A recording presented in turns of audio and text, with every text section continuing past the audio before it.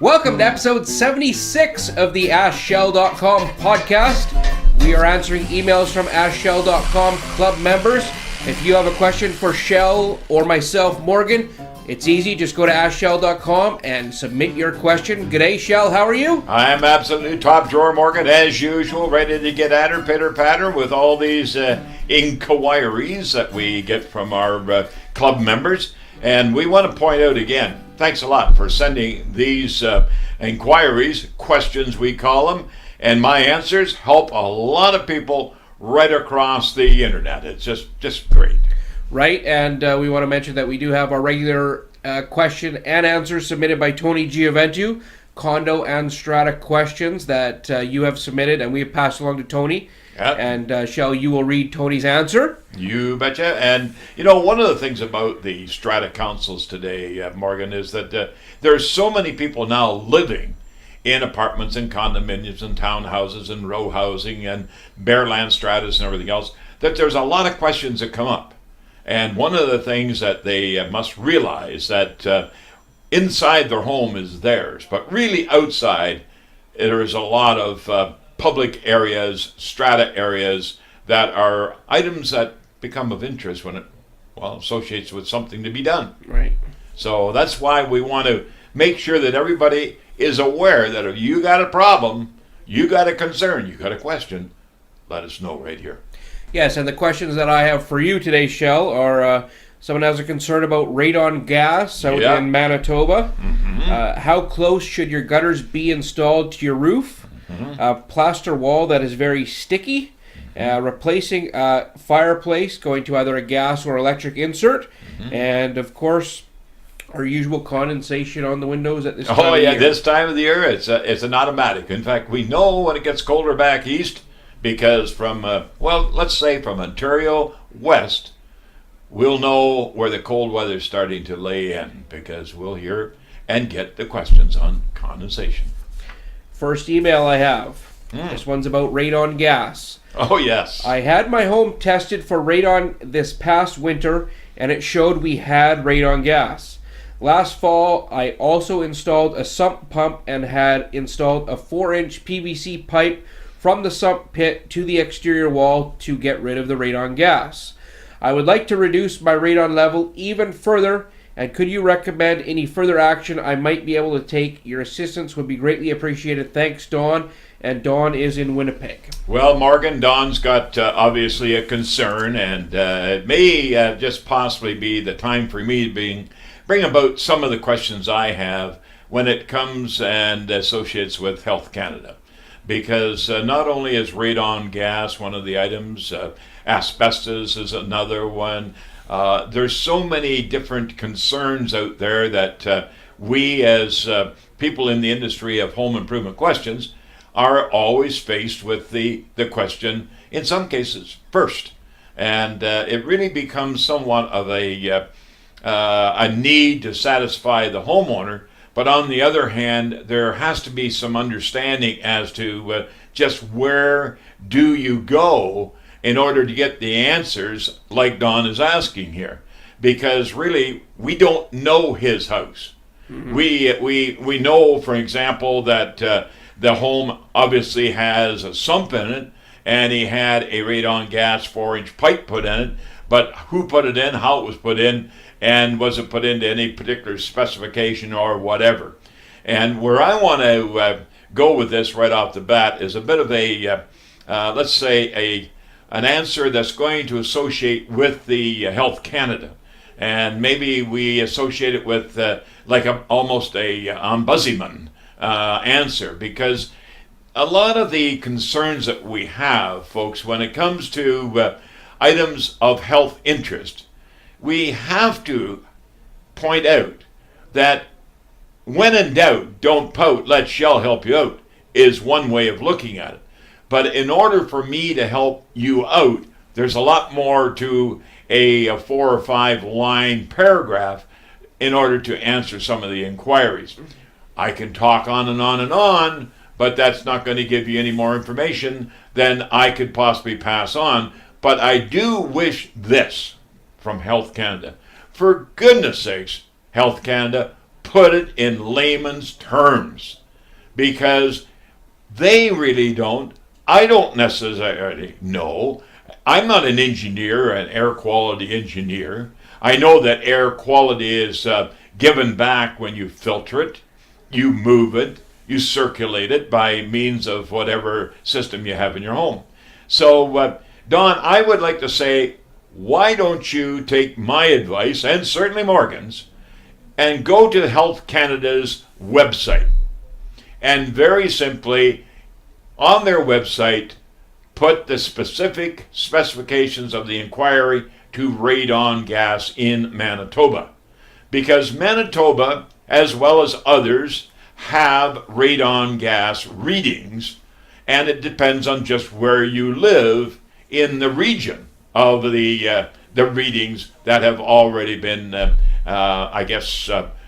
noted and put into files, etc.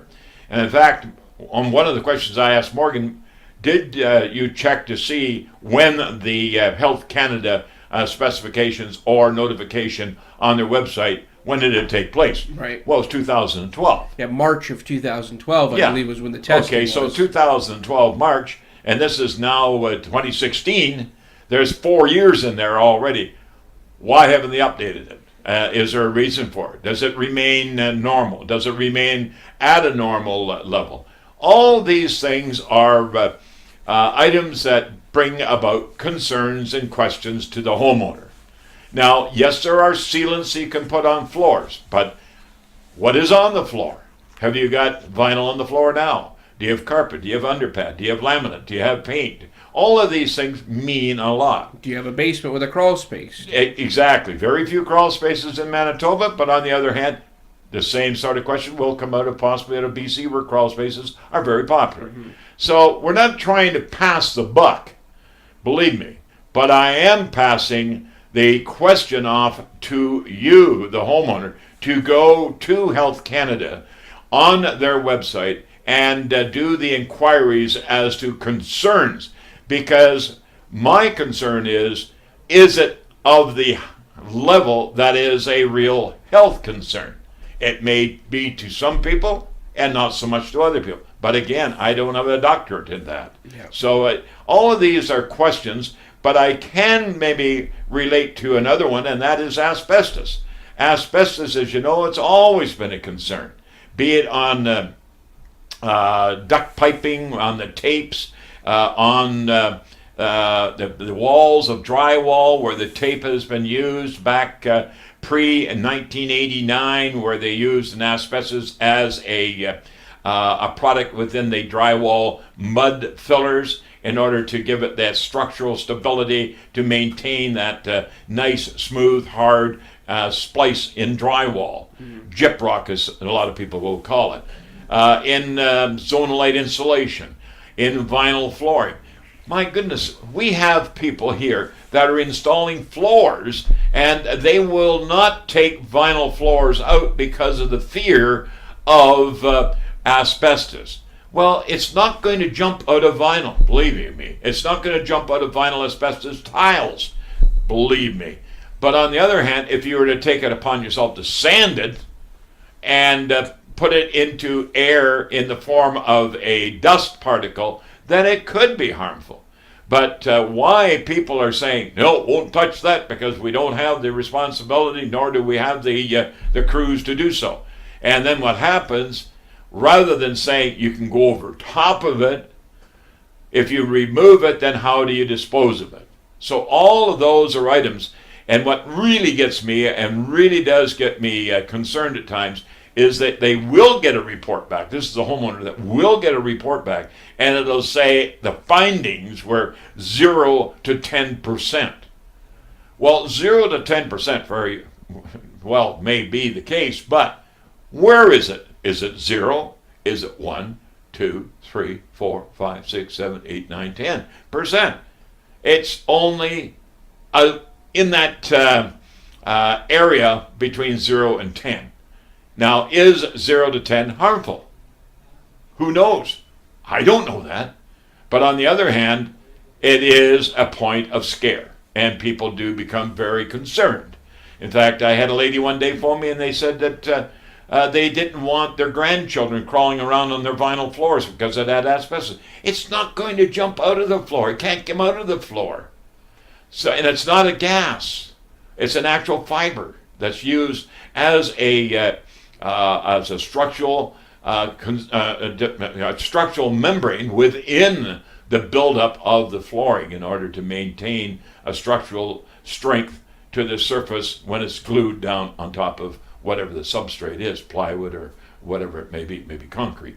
Right. So all of these things that Health Canada come up with great comments, but they're not so great when they come to me because I don't know unless they put it in layman's terms. And I don't think even in layman's terms is going to tell you, the homeowner, unless you have it checked out by an environmental company. And an environmental company, air quality, costs a lot of money. And I hear stories that would just curl your hair. In fact, for an example, the drywall mud pre-1989. If you take it off the wall yourself and cut only the drywall joint with the tape and the mud and put it into a plastic bag, you can put it out in the regular garbage if you do it yourself. If you have it done by a company, then that company has to protect their employees, so therefore they have to have the proper gear as far as breathing apparatus and what have you. But there's nothing said that you have to have it. So all of these things are so many gray areas that I guess it comes back to the point that when I was put in a position to go across to Canada talking about the Power Smart program, energy efficiency program. That was an educational program where I went from home show to home show to mall to building supply store to building supply store, producing the information and the education on what you could do as a homeowner to save on energy. And I guess they're going to have to do that or do a TV special. And it wouldn't be so bad for the government. They spend money on other things, so why don't they buy an hour program where we can go through all these things? And some of the items should be like the asbestos, like the radon. And one big one, earthquake. We're talking about earthquakes all the time. And you know when people really get excited? When there's one close by. When there's an earthquake. When there's an earthquake. Yeah. And that's going to be too late if it's the big one. So all of that, and we got all kinds of information on our website there, but we know as soon as there's a hit like recently overseas, they'll come to our website and earthquake information. We got all of it. We got videos that I've done and everything else. And that's where you get the real hit as far as numbers of viewing. And then all of a sudden, everything goes quiet for a while, and it flutters out to the point that nobody's checking into it at all. So, you know, folks, I'm putting my back up against it to say, hey, this is great, but let's educate our homeowners. Let's educate our taxpayers. Let's educate our consumer to the point that they know in layman's terms what they should or shouldn't look for. So, Don, there's your answer. Now, I know I answered this directly to you as well, because every email comes into my office. Morgan gives me the emails, and I answer them all. The ones that he selects to go on this show, the podcast, are those that are going to help a lot of people. And you'll see a map of Canada on the radon gas, for example, when you go to Health Canada and go into the radon gas inquiry. And you'll get that information. But otherwise, you know, I just simply say, for goodness sakes, Resources Canada, Health Canada, your educational components of our government for the consumer. Let's put it in layman's terms. 1, 2, 3, 4, 5, 6, 7, 8, 9. Simple. And something that, layman's terms that everyone can understand. Everybody can understand. We're not all scientists. Exactly. And it is just that easy.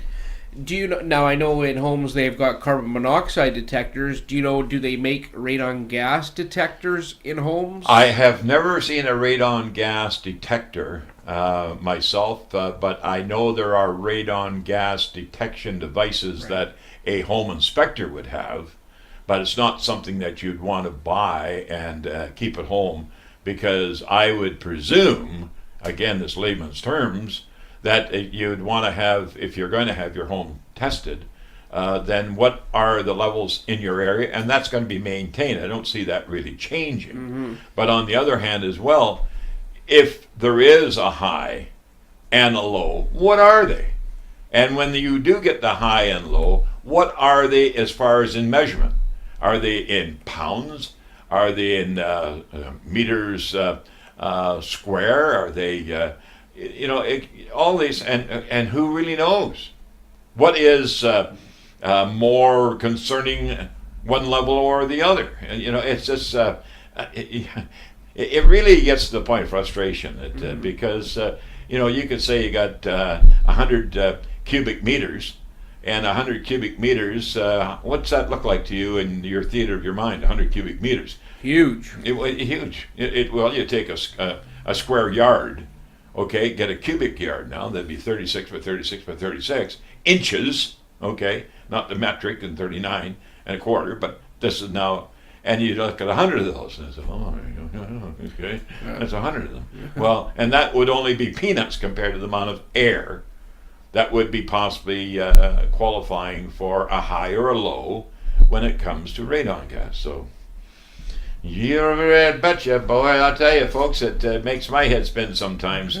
But on the other hand, I can appreciate it. I'm with you 100%, but takes all of you folks to come to be the advocates to your local MP, Health Canada, and find out just what it's all about. Because nobody can tell you when there's going to be an earthquake. Nobody can tell you when you're going to have a major concern with radon unless they come out with some form of an understanding in layman's terms that they can explain it to me and to you and every else. My head is spinning too, and it's not from the radon gas, it's from the radon gas discussion. Just not that easy all the time. Sometimes it isn't. Sorry for going on so long on that, folks, but it is an answer. But it's an answer that maybe Don's not looking for. But on the other hand, Don, you're going to have to go to somebody else. It's not a matter I don't want to. You might as well go for me to get it and then come back and have to turn around and give it back to you because that's only one province. Right, and it's different in every region. Not Every just the whole region. province, it's specific regions of the province. And you're on Winnipeg, you're on such and such a street. That's where the radon reading is going to be. Right. Yeah. Next email, maybe we'll get a concrete answer to You'll this get a one concrete. I'll guarantee you will. here. I'm being told conflicting things. Should gutters be within 1 inch of your roof shingles? I just had new gutters put up, and they put them tight at one end of my roof, the higher end, and are about 5 inches lower than the shingles at the other side.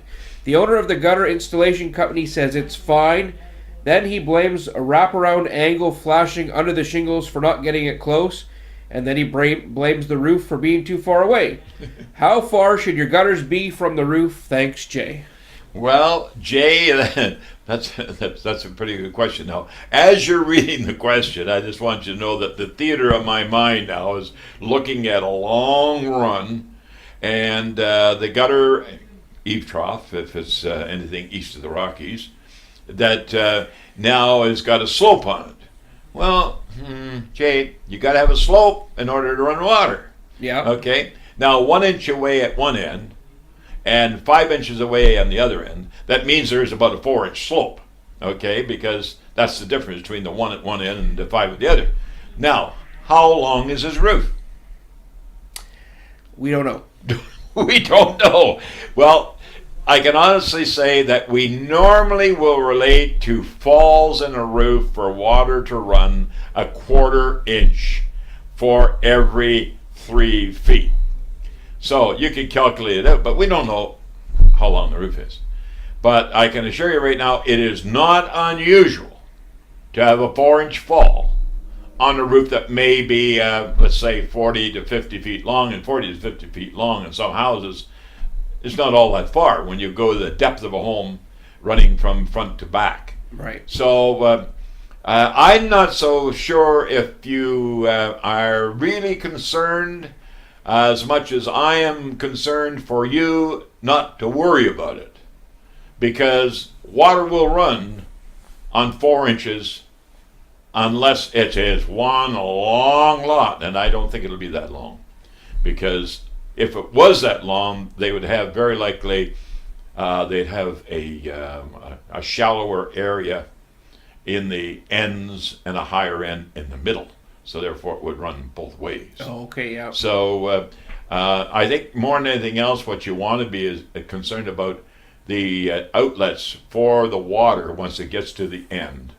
And is it a 2 by 3, 2 inches by 3 inches, or is it a 2 inch by 2 inch, or is it a 3 inch round, or what size of opening is in the gutters to take the water to the ground? So, and really, a lot of your problems are you're asking too many people. And I can almost assure you that anybody that's in the gutter business, they're not out there to put gutters on wrong. Because unless it's somebody down at the end of the street that you know that's a handy person and you got them putting the gutters up. But if it's somebody that's in the gutter business and siding business and window business, they're not out there to do a job that's not going to do the job properly. So I'm just saying, for your answer, not unusual. You got certainly got fall, and I can see why the corner flashing that you're talking about, because the corner flashing will require them to come down below that point, and there's no problem with having it 1 inch away from the end of your shingles. So it's Right. There you have it. Good luck. Make doggone sure that you do take care of them in the wintertime. If you do have a lot of energy loss in your home, you got a lot of icicles hanging up on your roof line or building up in the gutters or in the eave trough, then I think I'd be looking at that. And I think that's coming up here somewhere. Next email is about a plaster wall that is very sticky. My home was built in 1955 in Burnaby. It is a bungalow. I have lived in it for 55 years now. I have a plaster wall in my bedroom that is very sticky. It has a large window on it and is right next to the bathroom. It won't be on it, it'll be in it. I guess so. Well, that's how we got to correct these people. It also has access to the attic in the bedroom. We have a new roof and it was fully insulated a few years ago. The new window is large and new. We had trouble with mold growing at the top corner of the room close to the ceiling, so we installed a fan in the bathroom. The cold air intake is not blocked. I want to paint the room to get rid of the old black mold stains, but now I am finding the sticky wall. What is happening with this sticky wall? Thanks, Lori. Well, Lori, I can almost assure you that the sticky wall is caused from the sticky algae, because the sticky algae is the black material that is building up that you want to wash off and clean up. Okay. So that particular area is associated with, and again, this is one that I've answered already via email back to the homeowner. And but you know, when it comes to acrylic latex paints inside the home, and you do have a little bit of condensation forming on outside walls, and condensation forming during the summer months is caused from a very hot shower. Because once you meet dew point, and dew point you can certainly meet in the summertime, every bit as much as you can in the wintertime. But in the wintertime, you close up the windows and the doors, you got a little more to deal with because of exhaust venting. One thing that was done properly here, there was an exhaust fan put in the bathroom. But how do they operate it? Do they turn it on manually? Does it come on automatically through using a dehumidistat that you set, so when the moisture comes up to a particular level in your home based upon the temperature and the moisture levels inside your home? All of these things are relevant. And I do have for you, Morgan has a pile of them right next to his desk at our House Smart Home Service Office here at 2320 King George Boulevard in South Surrey, White Rock. You can stop by, pick one up free. It's a great book, great for the coffee table, great read for everybody that owns a home, but it tells you where your moisture level should be inside your home based upon the outside temperature and your inside temperature. So all of these things being said, if you have the right information, education and referral is so important. But having said all that, what I'm doing, I'm putting the onus on you. I'm putting the onus on the homeowner. Because, you know, a new roof, for example, they very likely put the roof seal underneath the shingles rather than tar paper. And if they tore off an old roof, that would have been tar paper. And because of the weather conditions, what have you, there may have been one of the roof seal papers used that seals up the entire shiplap, if it happens to be shiplap. If it's shiplap and they had the old locking type of shingles, the interlock type of asphalt shingles, then that was fine. That's why the interlock shingle was used, because the sheeting on the roof, the old shiplap, could move and not cause any tearing of the shingles. And now today, the locking type shingles gone. They don't make them anymore. Now they've got the tab shingles. Now they got the 30, 40, 50-year warranted shingle. They use roof seals underneath them, which is it's like actually a self-sticking plastic PVC membrane that goes over the roof first of all. Then over top of that, they may even put OSB, or they'll put the OSB down first of all, or plywood, and then put the roof seal on top of that. All depends on the time of the year and weather conditions, what have you. The main thing is I'm getting at, they're sealing that roof up tight. Right. And if they're sealing the roof up tight and they put extra insulation in, like it's mentioned here they did, then very likely the insulation got blown in, and it's blown out to the point that now there's no air getting through to the soffit vents. That's the eave vents. And the vents on the roof are very likely non-existent, or they're the same as what they were before. They didn't increase the amount. Now that the roof needs more venting because of the roof seal they put on. So all of these things being said, now you have a home that's a lot tighter. It's not getting the venting that it should get up in the roof cavity now. The roof cavity, not out of the bathroom, you got the exhaust fan there. As long as it's not venting into the roof cavity, it has to go out to the roof to a roof jack. So all of these things are very, very important for you to know. But that's why you'll find algae, that's the black staining, that forms on an outside wall at a corner. Because at a corner there's no insulation.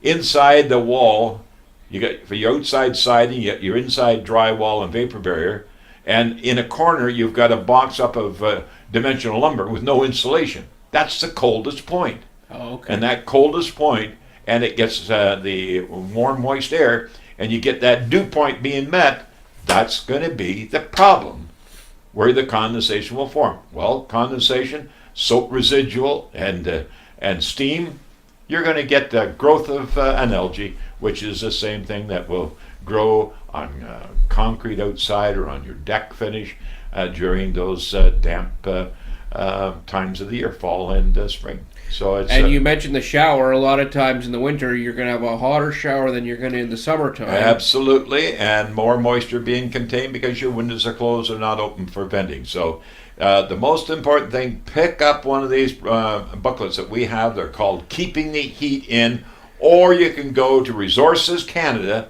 on the internet, resourcescanada.com, and go and they have Keeping the Heat In already there on their website. So you can read it all right there. But ventilation, that is, see, there's ventilation and there's exhaust ventilation. Exhaust ventilation is what you put over top of your stove in the kitchen, and exhaust ventilation is what you put in a bathroom, and a HRV, heat recovery ventilation, is what you will put in a home, giving it a complete ventilation system. And we can also inform them that they can go to our YouTubes and go to the interview on the coffee break with David Hill. Yes, David Hill. It's all about ventilation.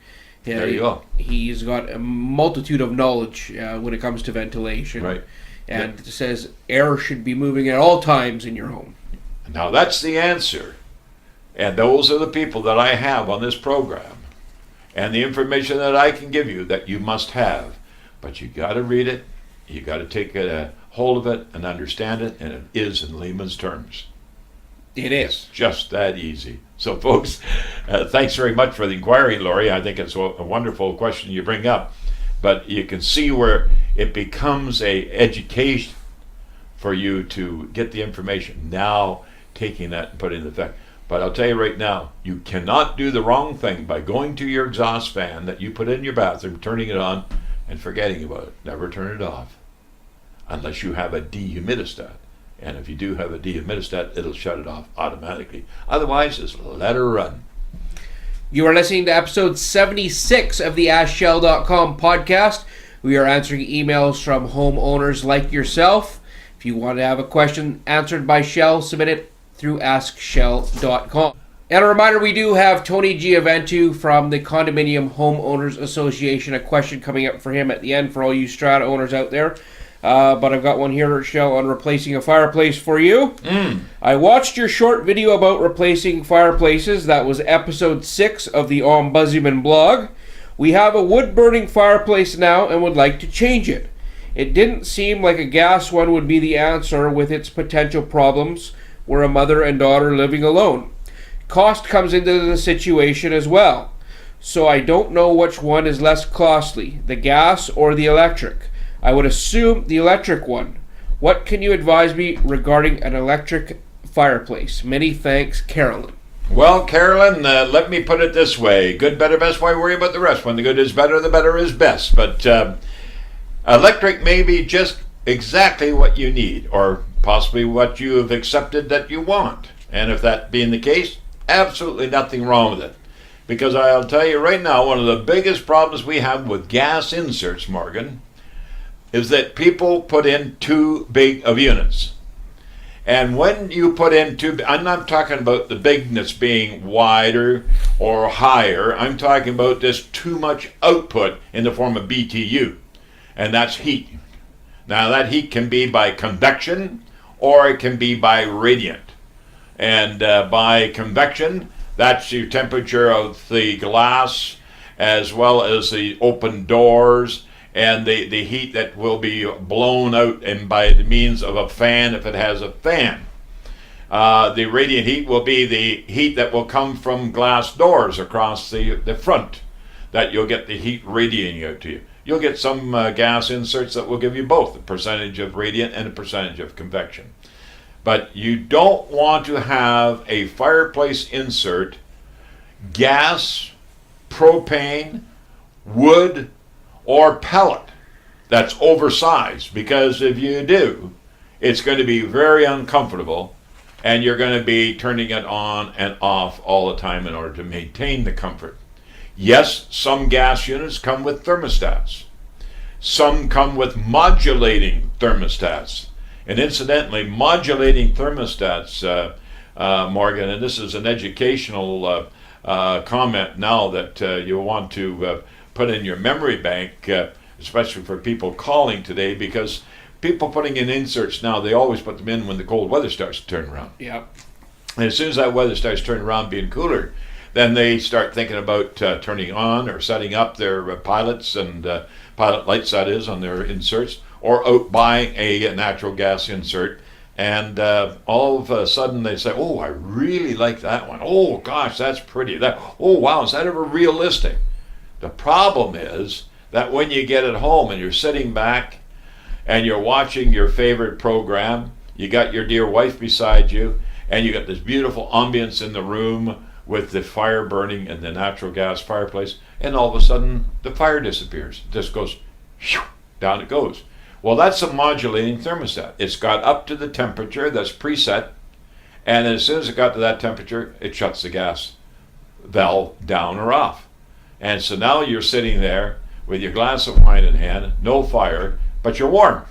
Yeah. So you want to double check those items. Ask the question, does it have modulating thermostats? And if so, is it going to give me fire all the time? And the answer from the salesperson should be, do you want fire or do you want heat? Because ambience is fire. Heat is comfort. So you really want to have both.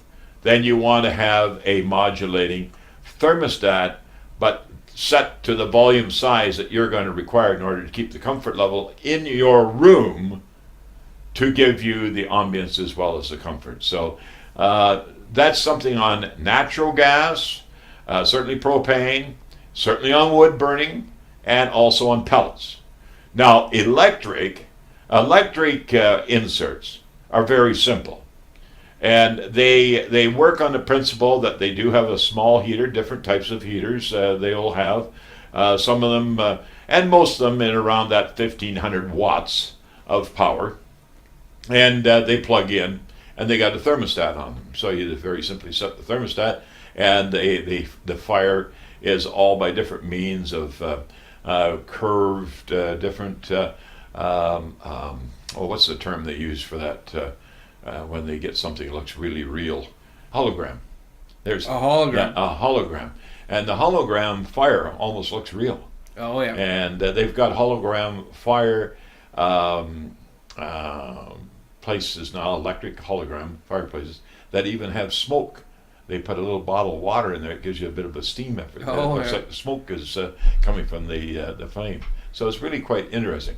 But the main thing is get size and comfort taken care of before you buy, and because otherwise you'll have the most beautiful fireplace, but it'll never be on because it'll be too hot. Right. Okay, so electric, and also the Argent, lesser price. I don't like the word cheap, but a lesser cost, and economically speaking, they're not bad as far as operational costs either.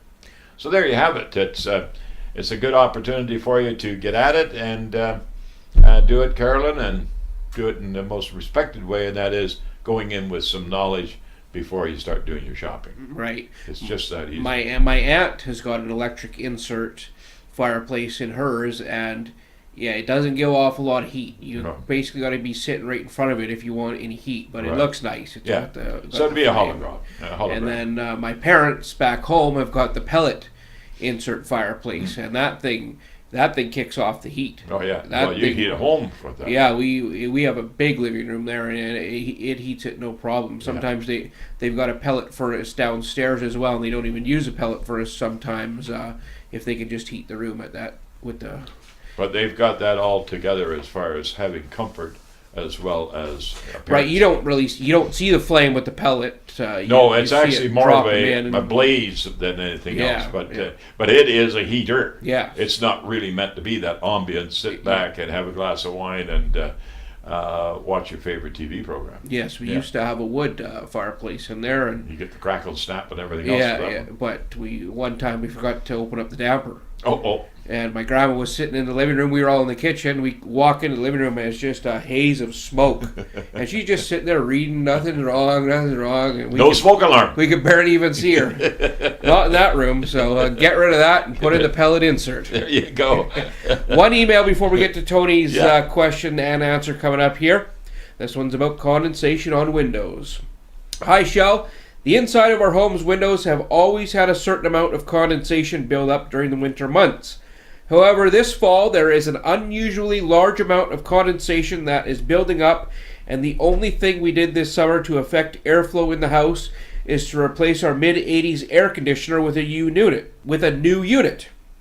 What would you suggest is a possible reason for us to have so much condensation inside of our windows this fall? Thanks, Shell, Jeff, and Jeff is in Oak Bluff. Well, Jeff, one of the items that you've been overlooking, and that is when you put the new furnace in, you went from a very likely low or mid-efficiency furnace to a high efficiency. And that high efficiency, and you are calling it an air conditioning new unit. So you may have now a high efficiency furnace as the delivery, and your air conditioner being the compressor with the air conditioning unit that will have a core inside the furnace. Now, it may even be a heat pump. Some people don't realize that a heat pump, for example, gives heat and coolant. So you can cool the air or you can heat the air. And I have had lots of people phone me or come into the office and say, Shell, why is my hydro bill so high?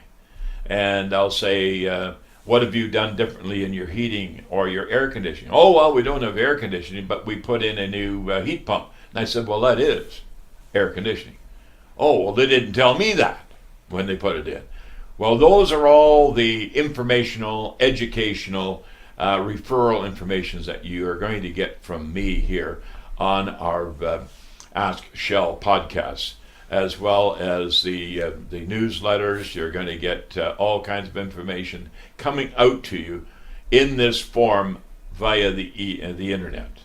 So I can honestly say that most of the concerns come from people that went from low, mid-efficient furnaces to high-efficiency furnaces, because they no longer take the air out of the home in order to combust the gas or oil or propane within their furnace. That is, if it is a natural gas or gas furnace. And the reason why, because now they take air in through plastic pipes into the combustion chamber for combustion purposes and send the rest up and out the plastic pipe to the outside. That's a little plastic pipe you'll see outside of a lot of homes in the cooler weather. You'll see a plume of steam coming out of it, and that's a high efficiency furnace. Some homeowners have got heat pumps that are electric, so therefore they run on the outside of the home in the form of a condenser, taking the energy out of the air, compressing it, and converting that to a heating air system that's delivered by your furnace as the delivery system within the home. So it again becomes an educational, and certainly the information that we get via the email, it does run short on limitations that we have, and that's what I mean short, and that is information, because you're not on the other line when I'm doing the answering to ask you, is this taking place, or is this what you have, or is this what it looks like? So I am at a little bit of a rock and a hard spot at times when it comes to answering, but we do answer all the emails, and it's interesting because we don't get that many people coming back saying, oh, I meant to tell you that it was a high efficiency, or I meant to tell you that it was a heat pump. So if you've got a high efficiency furnace inside the home, no longer does your furnace take air for combustion purposes out of the inside of your home. That way, you don't take the air containing relative humidity out of your home, use it for combustion in the combustion chamber of the furnace, and send it up the chimney, which is a B vent, to the outdoors. And that's when you'll be out walking on a cold morning or during the cold day, you'll see this white plume of steam coming out of the chimney.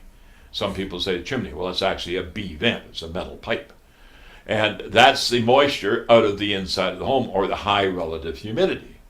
And that relative humidity now is being contained inside the home if you've got a high efficiency furnace, only to show up now on windows. And that's where your condensation comes from. Again, it shows up, and it is available in the Keeping the Heat In booklet that I have available here at 2320 King George Boulevard. You can take a picture of it and show it right on your monitor, so they'll know exactly what it looks like. Or you can go to the Resources Canada website and get the information there online. So it really becomes a relative humidity concern, but something that you can control, and something that you can read, again, by going to our YouTubes and listening to the podcast informational coffee break that I did with David Hill. And it's a good information piece that explains all that to you. Because if you have anything over 40% relative humidity inside the home, with it zero outside, or 32 degrees Fahrenheit, 0 degrees Celsius, and room temperature inside at about, say, let's say 20 degrees Celsius, in around that room temperature of 72, 73 Fahrenheit, you're meeting dew point. So any percentage above the 40% relative humidity will go to the coldest surface inside your home, and that'll be your windows. It'll condense. So as soon as you see condensation on your windows, you know, turn your bathroom exhaust fans on. Turn your range hood fan on over your stove. Turn anything on that's going to exhaust air, including your furnace motor, to circulate air, to move air, which will all be explained in the David Hill information piece. So all that being said, you are the controller of your environment inside your home. When in doubt, don't pout. Let Shell help you out. I'm doing that, but I can't be there to turn the switches on and everything. So it becomes an education for you, especially first-time homeowners. Right. And first-time homeowners have got a lot of learning to do. It's like driving a car. You get that operation manual out, and you find out what all the features of your car. Well, not too many houses come with that operational manual, unfortunately. I happen to be that operational manual, and I hope to be around for a good number of years yet. But I can only reach those who take it upon themselves to listen, and I appreciate that. Right, and it's not your air conditioner's fault, and it's not your window's fault. Absolutely not. It's your fault, which is hard to take sometimes. Yeah. Well, that's all the questions that I have for you, Shell, but we do have a question and answer submitted by Tony Giaventu, Condominium Homeowners Association, the Executive Director. I will read the question, and Shell, I'll let you take care of the answer. You betcha. Dear Tony, I bought a townhouse in Surrey in the spring of 2015. This unit was especially attractive because it had a glassed-in extension on the back, redesigned and upgraded interior, and a great landscape plan. We love the place and the community is great. Our strata just had their AGM and we have received a notice for the cost of the replacement of the deck area in the landscaping. The area is common property, so we assume it is the strata's responsibility. But the strata has produced an alteration agreement that lists all the expenses in the agreement that we will be liable for. These even include the glass extension and the changes to the roofing to accommodate the changes. When we purchased the unit, we requested all the routine forms and read the bylaws, but nothing seemed unusual to us. The seller didn't tell us anything or disclose anything in their sale, and our agent didn't pick up on anything unusual. How can the strata come back at us after the sale? Thanks, Marco D. Well, Marco, you are one of those who are living in a strata development. And a strata development have not only bylaws, but also rules. And all those rules and bylaws become instated when approvals are accepted by the majority, depending on what the item is being dealt with. We have lived in a condominium strata for a number of years now, my dear wife and I, and we love that way of life. But also, reading the rules and regulations and the bylaws are something that sometimes you have to get the interpretation correct, or at least brought to a level of understanding, as we said, layman's terms, because there are some bylaws, believe you me, that you have to be a Philadelphia lawyer to understand them. And it's always nice to get someone that's really interested in that type of circumstance, that or type of a career, for an example, that live in the building, and try to convince them to be on the strata, because it'll save you a lot of time and effort. But anyway, that's why we have Tony Giaventu, and as Morgan has said, he is the executive director of the Homeowners Association, and CHOA, that's the Canadian Homeowners Association, Canadian-wide, and he is responsible for British Columbia. A very good friend of ours, and has become even more so over the last few years, and certainly the last few months since we've started doing the podcast, because we can rely on Tony to give us the information to answer the questions. So here is the answer for Marco.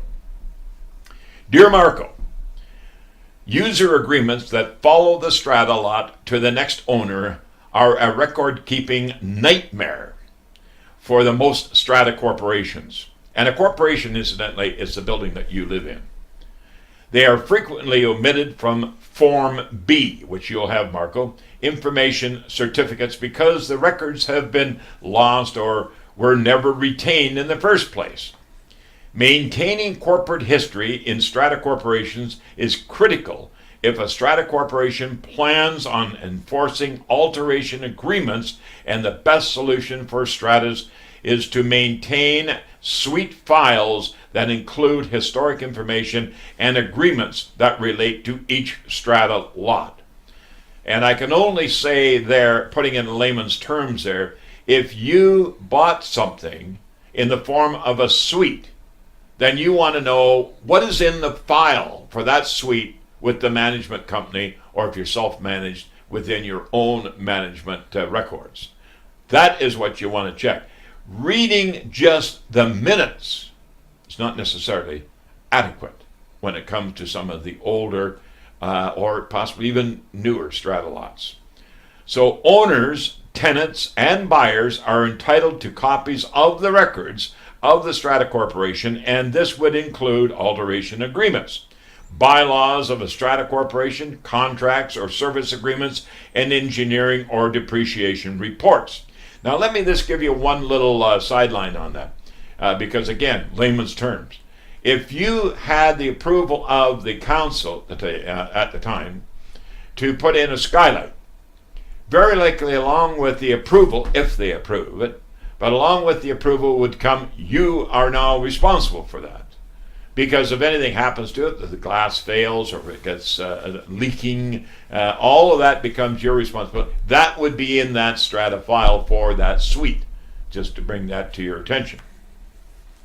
Both Marco and his strata agreed to cooperate with the bit of detective work in an attempt to resolve the misunderstanding and provide copies of the Form B issued and received before the purchase, the bylaws of the strata, the minutes of the council meeting for the past 5 years, and the depreciation report. The Form B lists an agreement which makes the owner responsible for alterations and costs associated with the strata lot and the common property. However, the agreement, as required by the Strata Property Act, was not attached and noted that it was provided by the seller. Strata corporations cannot rely upon a seller to provide agreements or documents that the strata is required to provide under the Act. Now that's where I say you have to be a doggone near Philadelphia lawyer to understand those two lines. And that's where your realtor should and will get that information for you in the event if it's asked. Because it'll be his or her responsibility to find out from the Strata Corp as to what is the scoop. Is it from the Strata board or is it from CHOA? Okay. So here we go. Both the bylaws of the strata and the depreciation report identify the alteration to the glass enclosure and the landscaping, indicating your strata lot is responsible for the costs relating to the maintenance and repairs. The minutes also describe the alteration made in 2014, the permission to alter common property and strata requirement for the agreement for the costs. There is a significant amount of evidence relating to the alterations to your strata lot, but there is one more piece of information that may have been neither the fault of the strata corporation or the purchaser. The person providing the Form B information certificate and the records was also the seller. Strata council members who are selling their strata lots or who have an interest in a matter with the strata corporation must remove themselves from the role of representing the strata corporation at the same time. Both the buyer and the strata may have a claim against the seller if they failed to disclose the agreements, especially if they are acting for the strata corporation and provided incomplete information. Multiple roles create problems for everyone involved. At this time, the strata and the seller are consulting their lawyers in hopes of finding a fair solution. And that's really what now is taking place. And I know that there's so many home buyers today, and a home is a strata lot, condominium, townhouse, row housing, apartment, what have you. And you want to be able to go to bed at night and know that everything is in order. And I think one of those items happens to be building permits, for example. When you build or change something, even within your own strata lot, let's, for example, say you do a major renovation and you take out a building permit, which is necessary. A building permit now will not only bring along structural inspections and approvals, but also it'll bring along plumbing inspections, electrical inspections, items of interest that will have to be closed and final inspected before the building permit will be approved as an overall project building permit. And I've had that experience. And being in the business, as I say, in the renovation business, you have to be able to relate that to the homeowner. But it's very difficult to explain it to a homeowner when they are not really in a position mentally or physically to do the job or to understand it possibly in total. So it really does bring about reason to have a qualified home improvement renovation company like we have out working with my brand name, Shell Busey's Home Improvements and Renovations, to come and offer those services and providing all those services for you, knowing that everything is done correctly. Because otherwise, if it's not, it may come down to the point that you'll have to come up with some form of a letter of understanding or a letter of comfort that would be registered within the file of that suite within that strata. It's just that easy. Or is it just that easy? But it is the information that you should be aware of, that you have that available right here on our podcast. And our podcast answers it with qualified people like Tony Giaventu. And you can go to Tony's website. I believe his website, Morgan, is it? choa.bc.ca. It's just that easy, folks, and you can put that on the screen so they can take it right off the screen. Absolutely, I will, and thank you for Tony for submitting the question and answer to us. Shell, that's it for episode 76 of the AskShell.com podcast. Yes, to have your email answered in episode 77, just send it through to us through AskShell.com. Tell your neighbors, tell your friends, tell your family to listen to episode 77. Thanks, Shell. We'll talk to you next week. You got it. And folks, just before I leave you, I just want you to know that episode 76 you just listened to, coming up it'll be 77. And please pass on at your office, for an example. If you're a realtor, for goodness sakes, give it to your consuming buyer or potential seller. It's very important to let them know that available to them is AskShell.com. It's right there on the screen right now as it's going across. Become a member. Ask your fellowship friends and your possibly the board that you belong to. Just get them to be aware of AskShell.com, and you have all the information, education, and referral there for you, and we'll take care of the rest, making it just that easy. Until next time, folks, as usual, love you all. Bye-bye for now.